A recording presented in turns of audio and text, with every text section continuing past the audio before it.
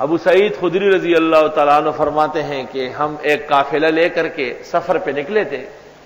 ایک ایسی جگہ ہمارا قیام ہوا کہ قریب میں آبادی تھی. ہم نے ان سے کچھ کھانا مانگا، ضروری چیزیں انسانوں کی مانگی. انہوں نے معذرت کر لی کہ ہم نہیں دے سکتے، بالکل کوئی تعاون نہیں کریں گے. کا کچھ دن کے بعد وہاں ان کے امیر کو، اس قبیلے کے سردار کو سانپ نے ڈسا. انہوں نے ہر طرح کی کوشش کی لیکن اس کو آرام نہیں آیا. کسی نے ان کو کہا کہ یہاں مسلمانوں کا قافلہ آ کے ٹھہرا ہے، پاک صاف لوگ ہیں، ان سے کہو. وہ آئے اور انہوں نے کہا کہ ان سید القوم لدیغ، بخاری کے الفاظ میں، ہمارے قبیلے کا سردار سانپ کا ڈسا ہوا ہے. حل فیکم راق، تم میں کوئی جھاڑ پھونکنے والا ہے؟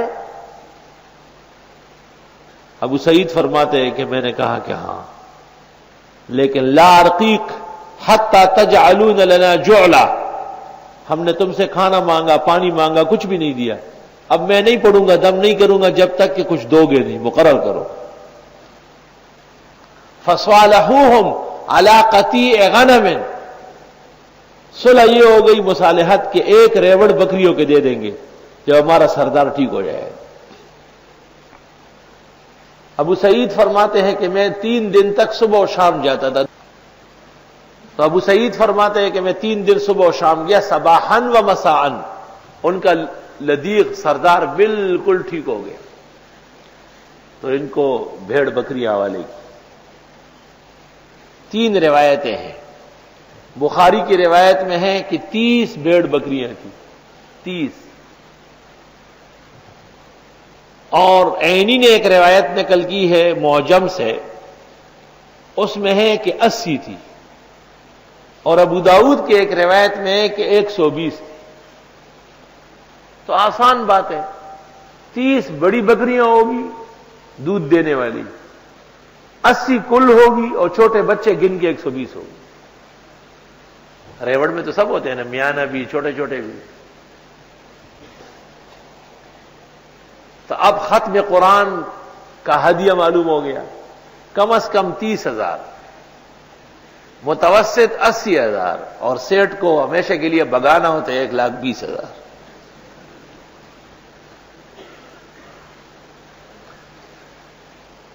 مجھ سے پوچھتے ہیں کہ ہم تراویح میں سنت کے مطابق دینا چاہتے ہیں. میں نے کہا مجھ سے نہ پوچھو. تو اور مولوی کہتے کہ یہ حرام ہے، حرام ہے. ہم تو حرام کے قائل نہیں، استحباب کے قائل.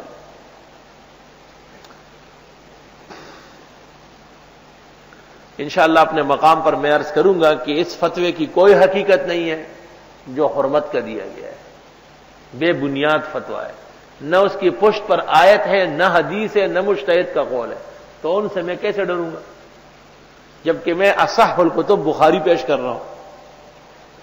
جب حضرت ابو سعید بکریاں بھیڑیں لے کے آئے تو صحابہ نے کہا لے، قرآن پر چیزیں خرید رہے ہیں، ہم تو نہیں لینے دیں گے.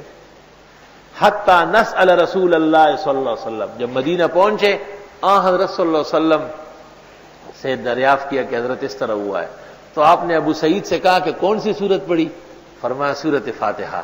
آپ نے فرمایا سبحان اللہ، یہ شافیہ ہے، یہ کافیہ ہے، یہ بیماروں کو ٹھیک کرنے والی سورت ہے. بہت خوش ہوئے اور فرمایا کہ اس کو تقسیم کر لو باہم، وَاضْرِبُوا لِي فِيهِ سَهْمًا، میرا حصہ بھی دے دو. محدثین لکھتے تطیباً لقلوبہم وتسکیناً لخواطرہم، تاکہ صحابہ کے دل سے شک دور ہو جائے. جیسے میں کہوں کہ مجھے بھی دے دو، یہ ختموں پہ جاتے ہیں میرا فتویٰ لے کے، پیسے جیب میں ڈال کے کمروں میں چلے جاتے، مجھے نہیں دیتے. ہمارے قاری صاحب نے 1-2 دفعہ پوچھا کہ اس پر کب عمل ہوگا؟ میں نے کہا اب تک جو لیا ہے اس پر عمل کب ہوگا؟ اضربوا لی فی سہما، وہ جو لے چکے ہیں اس میں بھی میرا حصہ ہے. نہیں دیتے، تیار نہیں دی. چلو جراش دیکھ ماں پسراش فتوا فتوا فتوا.